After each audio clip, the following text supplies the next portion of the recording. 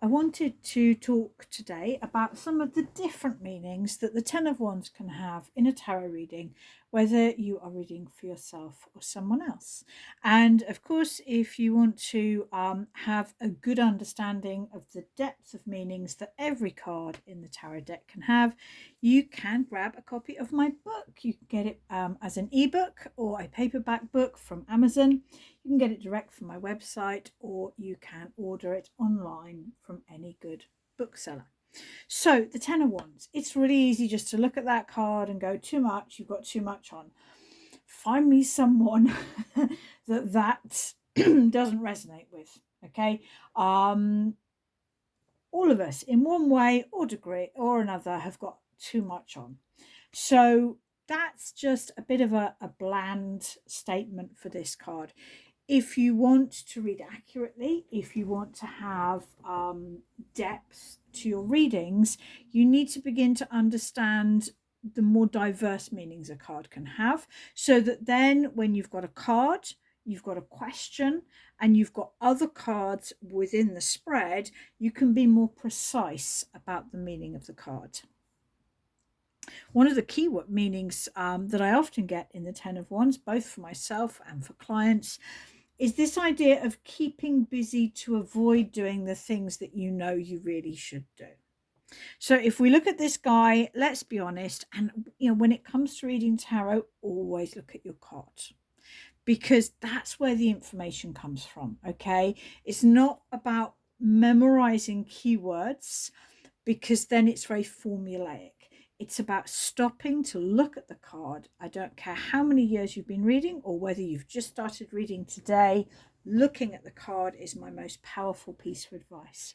So we look at him, and his head is kind of buried in the sticks, the wands, and he's holding the wands so that he can't see the way ahead.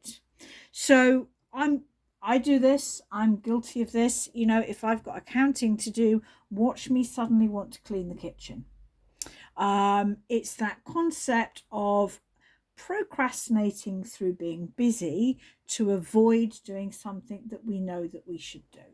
So watch out for that if you're getting the Ten of Wands. It can be a key meaning.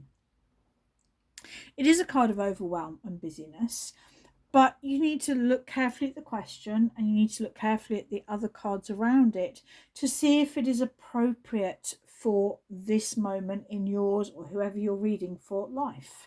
Because sometimes we need to be that busy. Maybe if we are preparing to move home, preparing to go on holiday, maybe if we've got a tight deadline, as long as we know that our level of work isn't sustainable, then it's okay to be very busy for a short period of time, as long as we acknowledge it. So, if you look at this, if you're reading for yourself and you go, yeah, I've got a tight deadline next week, but then I've got 3 days booked off, then you can go, yeah, that really resonates with me. But if you look at it and you don't see how you can change the overwhelm or the overwork, then it's a bit of a problem. This can also relate to a sort of a creative block. I tend to call it writer's block because that's such a well-known phrase, but it's any creative block where we've got, excuse me, lots of good ideas. We've got so many amazing ideas that we don't actually want to focus on one of them. Because after the 10, and when I read tarot, particularly with the minor arcana, I am thinking, what are the cards that came before this? 9 of Wands, feeling perhaps need of a rest, perhaps a bit anxious, a bit insecure. What comes after this? I think of the minor arcana as being circular. I think of the court cards as being separate. So for me, what comes after this is the ace, which is one clear wand. So this can be that kind of creative block where, whether it's a painting or a project or a remodeling your lounge, where, let's take remodeling your lounge. Well, I want to meet my husband's ideas. I want it to be quite minimalist, but I want it to be quite girly, and I want it to have pinks and pastels, but I also want it to be a great entertaining space, but I want to make sure it's really intimate for the evenings. You've got too many ideas. you don't know where to start. And it's about putting those ones down and choosing one idea, and then you can flow with it. So, if you're asking about a project, a plan, a creative plan, you've got to really look at the other cards. You've got to think to yourself, is it telling me I've got a lot on, but that's okay, I'm managing it? Is it telling me I've got a lot on and I need to be careful? Or is it telling me I'm trying to have too many ideas and it's creating a block? One of the key meanings that I love about this card is it can just mean moving. Moving home, moving office, going on a journey where you're taking your stuff or your bag with you.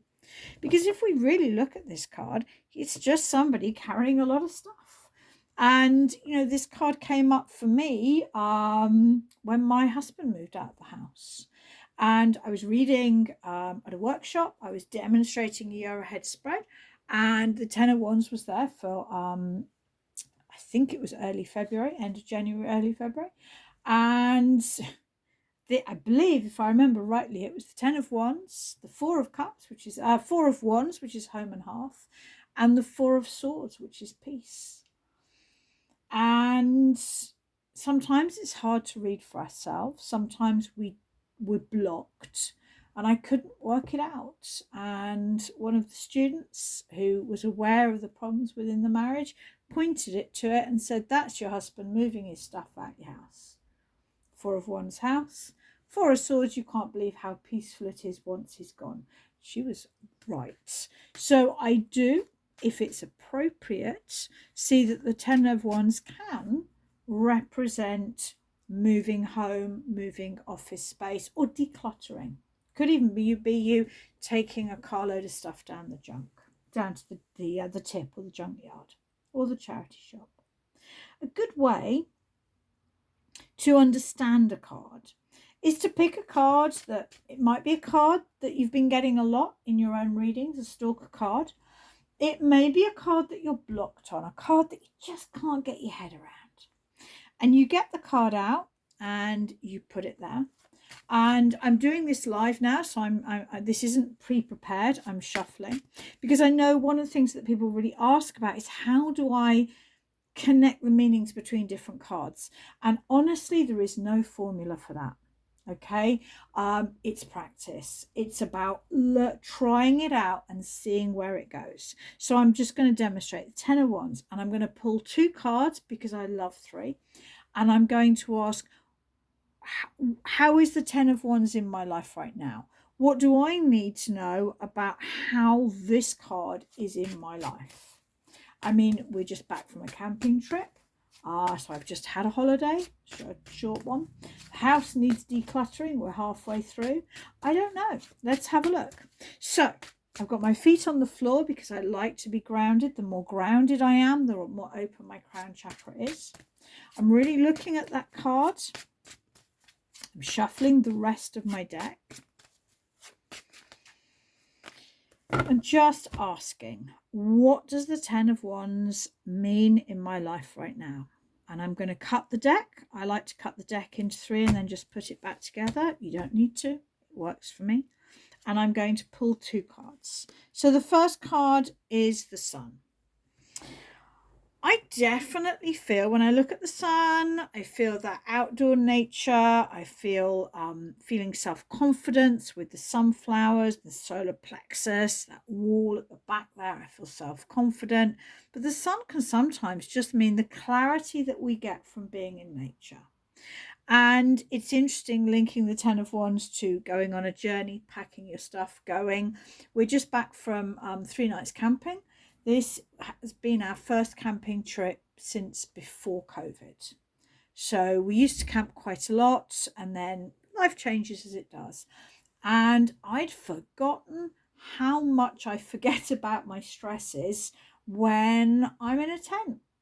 I really was able to just let go of my worry and enjoy being in a field with a camping gas stove and just being in the outside. So I'm going to link that for me to packing up my stuff and moving to nature. but I need to know what the second card says. So I definitely like to turn the cards one at a time so that I can give each card the justice that it needs. If you turn over all the cards in one go, it's likely you'll overlook some cards. Maybe if you've got a difficult card or a card you're pleased to see or a card you don't want to see, you'll be distracted by certain cards. So a really good reading technique is to turn the cards one at a time. Ten of Pentacles.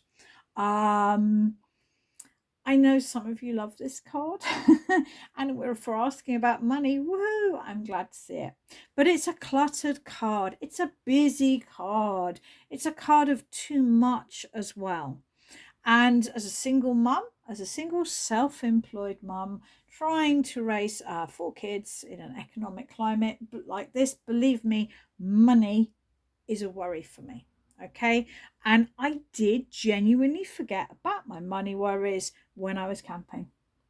So for me, this card at the moment is reminding me that my money worries seem less when I pack up my stuff and get out into nature.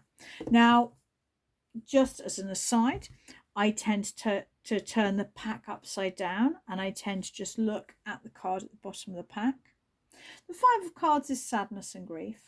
But the 5 of Cards can be a reminder that we're in a pessimistic state.